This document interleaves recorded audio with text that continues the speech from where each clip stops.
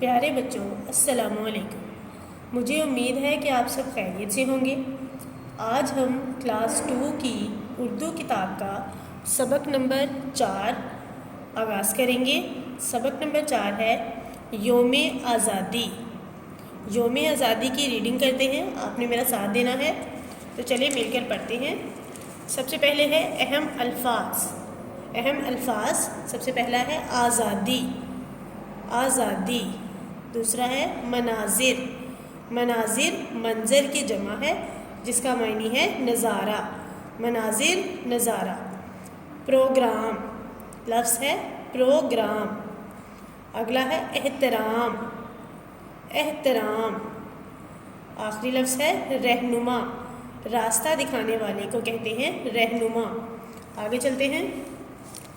پاکستانی ہر سال 14 اگست کو اپنا یوم آزادی بڑے جوش و جذبے سے مناتے ہیں۔ جوش کے آگے واو ہے تو جوش وا جذبے نہیں، جوش و جذبے سے مناتے ہیں، یہ پڑھیں گے جوش و جذبے۔ آگے چلتے ہیں۔ بازاروں اور گلیوں کو جھنڈیوں سے سجایا جاتا ہے۔ جیسے ہم لوگ بھی چھوٹی چھوٹی جھنڈیاں لے کر اپنے گھروں کو سجاتے ہیں، بازاروں اور گلیوں کو بھی اسی طرح جھنڈیوں سے سجایا جاتا ہے۔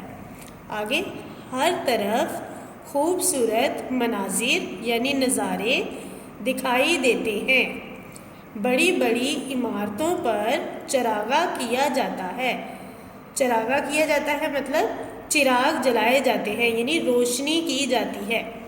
آگے، ریڈیو اور ٹیلی ویژن پر خاص پروگرام نشر کیے جاتے ہیں، یعنی چلائے جاتے ہیں۔ 14 اگست والے دن مختلف قسم کے یوم آزادی کی تقریب کے متعلق پروگرام نشر کیے جاتے ہیں، ٹیلی ویژن پر بھی اور ریڈیو پر بھی۔ آگے، تنویر اور سعدیہ دونوں بہن بھائی 14 اگست کو صبح سویرے اٹھ گئے اور جشن آزادی کی تیاریوں میں مصروف ہو گئے۔ مصروف یعنی مشغول، کسی کام میں لگ جانے کو کہتے ہیں مصروف ہونا۔ آگے، ان کے ابا جب فجر کی نماز ادا کر کے مسجد سے واپس آئے تو کہنے لگے، پیارے بچوں، جشن آزادی کی کیا کیا تیاریاں ہو رہی ہیں؟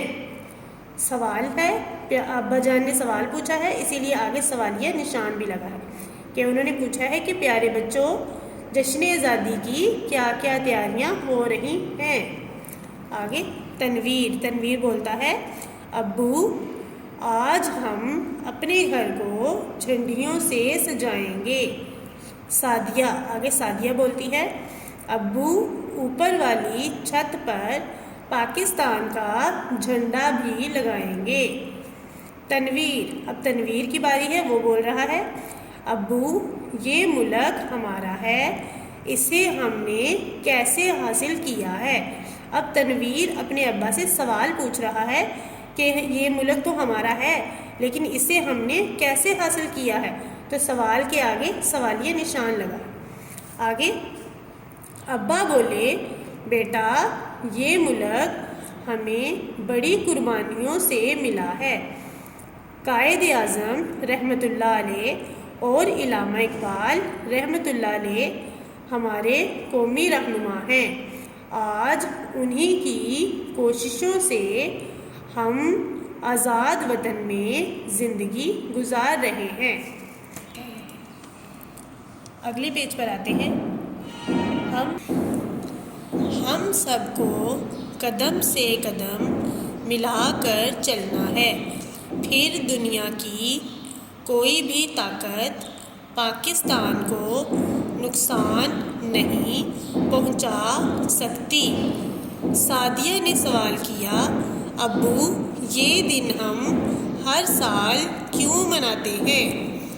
ابا بولے، بیٹا یہ دن ہمیں شہیدوں کی یاد دلاتا ہے۔ شہید وہ ہوتے ہیں جو اللہ تعالیٰ کی راہ میں اپنی جان کو قربان کرتے ہیں یا اپنے وطن کے لیے جان دیتے ہیں، جنہوں نے یہ ملک حاصل کرنے کے لیے اپنی جانیں قربان کر دیں۔ جو قومیں زندہ ہوتی ہیں وہ اپنا یوم آزادی بڑی شان و شوکت سے مناتی ہیں۔ ہمیں ہر وقت اپنے وطن کے لیے ہر طرح کی قربانی دینے کے لیے تیار رہنا چاہیے، کیونکہ اسی جذبے سے ہماری زندگی اور آزادی وابستہ ہے۔ تنویر نے اب سوال کیا ہے کہ ابو آپ بھی جھنڈیاں اور جھنڈا لگانے میں ہماری مدد کریں۔ ابا: ہاں ضرور، مگر ایک بات غور سے سنو، جھنڈیاں بہت احتیاط سے تیار کرنا، یہ زمین پر نہ گریں۔ کیوں نہ گریں؟ اب اس کی وجہ بھی وہ بتائیں گے۔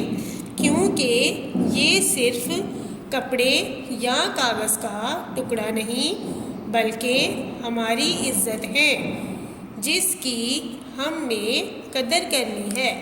اللہ تعالیٰ اس جھنڈے کو ہمیشہ بلند رکھے۔ تنویر اور سعدیہ نے مل کر آمین کہا اور بولے، ہم اپنے جھنڈے کی حفاظت اپنی جان سے بھی بڑھ کر کریں گے اور اسے کبھی بھی زمین پر گرنے نہیں دیں گے۔ تو دیکھیں ہم نے ریڈنگ مکمل کر لی ہے، اب ہم چلتے ہیں اس کی مشق کی جانب۔ سبق نمبر 4 کی مشق کی طرف آتے ہیں۔ سوال نمبر پہلا انہوں نے کیا دیا ہے؟ درج ذیل سوالات کے مختصر جواب دیں۔ انہوں نے ہم سے سوال پوچھے ہیں، ہم نے ان کے مختصر یعنی چھوٹے چھوٹے جواب دینے ہیں۔ نمبر 1 ہے، ہم اپنا یوم آزادی کب مناتے ہیں؟ اور اس کا جواب ہے 14 اگست کو مناتے ہیں۔ ہر سال کب مناتے ہیں؟ 14 اگست کو مناتے ہیں۔ سوال نمبر 2 کیا ہے؟ یوم آزادی کو کس طرح منایا جاتا ہے؟ جواب ہے جوش و جذبے سے منایا جاتا ہے۔ جوش و جذبے سے منایا جاتا ہے۔ نمبر 3، ہمارے قومی رہنما کون ہیں؟ قائد اعظم رحمۃ اللہ علیہ اور علامہ اقبال رحمۃ اللہ علیہ، یہ دونوں ہمارے قومی رہنما تھے۔ تو انہوں نے ہمارے قومی رہنما پوچھا ہے، ہم کہیں گے قائد اعظم رحمۃ اللہ علیہ اور علامہ اقبال رحمۃ اللہ علیہ۔ جھنڈیاں لگاتے ہوئے ہمیں کس بات کا خیال رکھنا چاہیے؟ تو ہمیں کس بات کا خیال رکھنا چاہیے؟ جھنڈیاں لگاتے ہوئے ہمیں اس بات کا خیال رکھنا چاہیے کہ یہ زمین پر نہ گرے۔ جواب ہے کہ یہ زمین پر نہ گرے۔ ہمیں اپنے وطن کے لیے کیا کرنا چاہیے؟ سوال ہے، تو اس کا جواب میں ہم کہیں گے ہر طرح کی قربانی دینے کے لیے تیار رہنا چاہیے۔ کیا جواب دیں گے؟ ہر طرح کی قربانی دینے کے لیے تیار رہنا چاہیے۔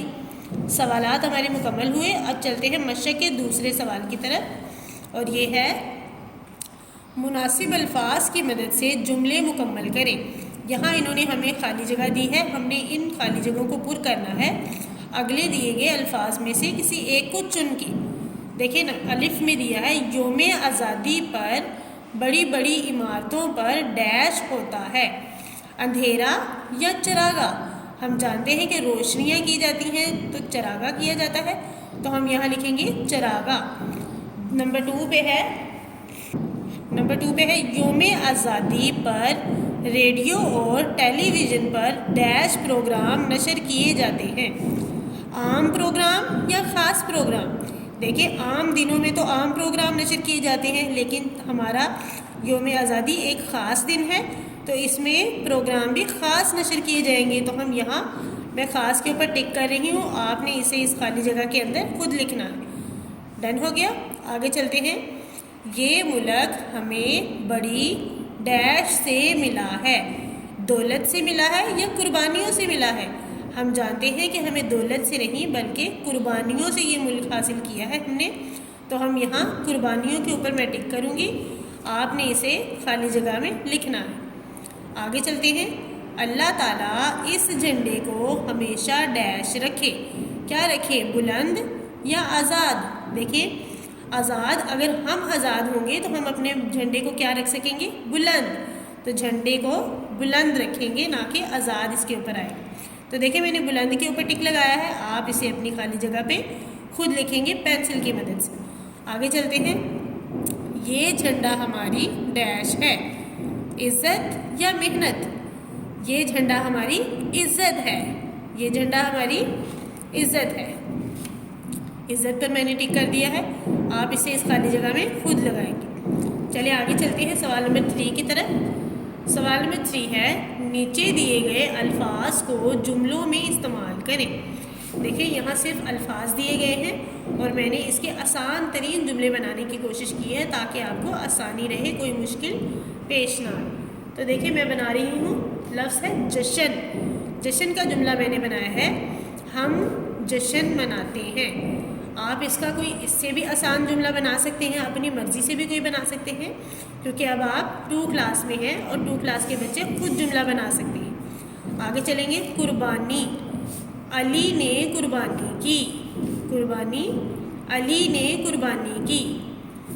آزادی، 14 اگست آزادی کا دن ہے، 14 اگست آزادی کا دن ہے۔ آگے عزت، بڑوں کی عزت کرو۔ ہم بچپن سے سیکھتے آئے ہیں اور ہمیں ہمارے استاد، ہمارے والدین ایک ہی بات سکھاتے ہیں کہ بڑوں کی عزت کرو، تو اسی کو میں نے جملے میں استعمال کر دیا۔ آگے حفاظت، حفاظت، اپنے سامان کی خود حفاظت کرے۔ دیکھیں ہم نے اسکول میں بھی یہی سیکھا ہے کہ اپنے بستے کی، اپنی چیزوں کی، ہر چیز کی حفاظت خود کرنی چاہیے، تو اسی کو میں نے جملہ بنایا ہے کہ اپنے سامان کی خود حفاظت کرے۔ تو دیکھیں بچوں میں اگلے صفحے پر آ گئی ہوں، یہاں قواعد ہے، ہم ان میں سے پڑھیں گے۔ آج ہم نے کیا پڑھنا ہے قواعد میں؟ یہ گرامر کا پورشن ہے، تو گرامر کا پورشن ہم سکپ نہیں کر رہے، ہم اس کے ساتھ ہی پڑھیں گے۔ لفظ، حروف کے مجموعے کو لفظ کہتے ہیں۔ حروف ہمیں پتہ ہے کسے کہتے ہیں؟ الف، بے سے لے کر یہ تک، بڑی یہ تک جتنے بھی یہ حروف ہیں ان سب کو حروف کہتے ہیں۔ ایک ہوا حرف اور زیادہ ملا کے کہیں گے حروف، اور حروف کے مجموعے کو لفظ کہتے ہیں، مثلا کتاب اور قلم۔ آگے چلتے ہیں۔ لفظ کی اقسام، ہم نے پہلے لفظ پڑھا کہ حروف کے مجموعے کو لفظ کہتے ہیں، اب لفظ کی اقسام ہے، ایک نہیں بلکہ 2 اقسام ہیں، کلمہ اور محمل۔ دیکھیں اب کلمے کے بارے میں پڑھتے ہیں کہ یہ کلمہ کیا ہے۔ با معنی لفظ کو کلمہ کہتے ہیں، جیسے روٹی، کپڑا، کاغذ، پانی وغیرہ۔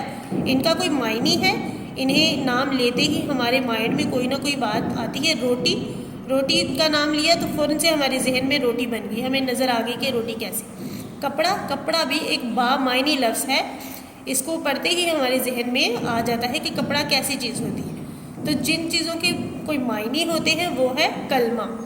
آگے محمل، وہ لفظ جس کے کوئی معنی نہ ہو محمل کہلاتا ہے، جس کے کوئی معنی نہ ہو محمل کہلاتا ہے۔ اب اس کی مثالیں دے کر میں آگے آپ کو سمجھاؤں گی، ابھی فی الحال ہم آگے چلتے ہیں۔ عام طور پر کلمہ کے ساتھ محمل کا استعمال کیا جاتا ہے، مثال کے طور پر جھوٹ کے ساتھ موٹ، جیسے ہم کہتے ہیں میں نے تو جھوٹ موٹ میں ہی کہہ دیا، تو وہ جھوٹ کے ساتھ ہم نے کیا ملا دیا؟ موٹ۔ روٹی کے ساتھ ووٹی، جیسے ہم کہیں کہ آؤ روٹی ووٹی کھاتے ہیں، تو روٹی کے ساتھ میں نے ووٹی ملا دیا۔ میل کے ساتھ جول، میل جول، ہم اکثر اوقات یہ الفاظ بھی دہراتے ہیں۔ آگے چلتے ہیں۔ نیچے دیے گئے الفاظ سے کلمہ اور محمل الگ الگ کر کے لکھنا ہے ہم نے۔ یہاں دے دیا گیا ہے کلمہ، یہاں دیا گیا ہے محمل۔ مثال انہوں نے ہمیں ایک حل کر کے دی ہے کہ چائے وائے۔ اب یہاں ہمیں پتہ ہے کس چیز کا کوئی با معنی لفظ کون سا ہے؟ چائے۔ چائے کا لفظ بولتے ہی ہمارے ذہن میں کوئی معنی ابھرتا ہے، اور جس لفظ کو پڑھتے ہی ہمارے ذہن میں کوئی معنی آئے اس کا مطلب ہے کہ یہ بامعنی لفظ ہے، تو اسے کہیں گے کلمہ۔ گڈ ہو گیا؟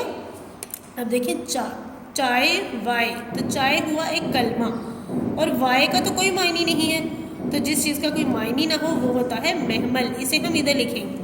اسی طرح الف میں ہے کام کاج، تو کام تو ایک کلمہ ہے، کام کا لفظ ایک معنی رکھتا ہے، تو ہم کلمہ کی جگہ پہ کام لکھیں گے، اور کاج کیونکہ اس کا کوئی معنی نہیں ہے تو محمل کی جگہ کاج لکھیں گے۔ آگے گپ شپ، دونوں لفظ اکٹھے بولے جاتے ہیں لیکن ہمیں پتہ ہے کہ با معنی کون سا ہے اور وہ لفظ کون سا ہے جس کا کوئی معنی نہیں۔ گپ یہ ایک کلمہ ہے کیونکہ اس کا کوئی معنی ہے، تو ہم کلمہ کی جگہ پہ گپ لکھیں گے اور محمل کی جگہ پہ شپ لکھیں گے۔ گپ شپ۔ چلیں آگے دیکھتے ہیں، سچ مچ۔ اب سچ تو ایک بامعنی لفظ ہے، اس کا تو ہمیں پتہ ہے کہ سچ کسے کہتے ہیں، لیکن مجھ کا کیا مطلب ہے نا، مجھ کا تو کوئی معنی نہیں ہے اور جس کا کوئی معنی نہ ہو وہ ہوتا ہے محمل، تو ہم سچ میں لکھیں گے کلمہ اور مجھ کو لکھیں گے محمل کی جگہ پہ۔ آگے چلتے ہیں، کھانا وانا۔ کھانا اور وانا، اب اس میں آپ کو نظر آ رہا ہوگا کہ کھانا ایک بامعنی لفظ ہے، ایسا لفظ ہے جس کا کوئی معنی ہے اور ذہن میں کوئی معنی ابھرتا ہے، تو اسے کلمہ کی جگہ لکھیں گے کھانا اور محمل کی جگہ لکھیں گے وانا۔ مجھے امید ہے کہ آپ کو سمجھ آ رہی ہوگی۔ لاسٹ والی مثال کی طرف چلتے ہیں، جالی والی۔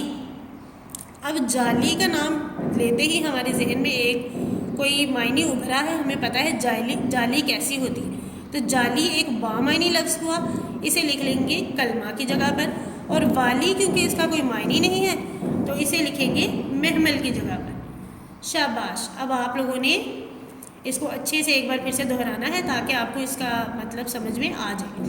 چلیے میں اب چلتی ہوں اگلے سوال کی طرف۔ سوال نمبر ہے 6، نیچے دیے گئے الفاظ کے متضاد الفاظ لکھیں، اور متضاد چونکہ ہم پہلے بھی کئی دفعہ پڑھ چکے ہیں، ہمیں پتہ ہے کہ متضاد کا معنی الٹ ہوتا ہے، ہر چیز کا الٹ۔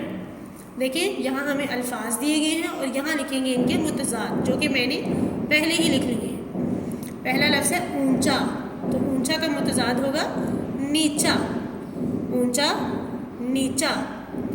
زندہ مردہ، زندہ مردہ۔ خاص عام، خاص عام۔ زندگی موت، زندگی موت۔ زمین آسمان، زمین آسمان۔ جی بچوں، تو ہم نے اس چیپٹر نمبر 4 کو بھی مکمل کر لیا ہے، اس کی ریڈنگ بھی مکمل کر لی ہے اور اس کی مشق بھی مکمل کر لی ہے، تو مجھے امید ہے کہ آپ کو اچھے سے سمجھ آ چکی ہوگی۔ تو ملتے ہیں اگلے لیکچر کے ساتھ، تب تک کے لیے اپنا اور اپنے گھر والوں کا بہت خیال رکھیں۔ اللہ حافظ۔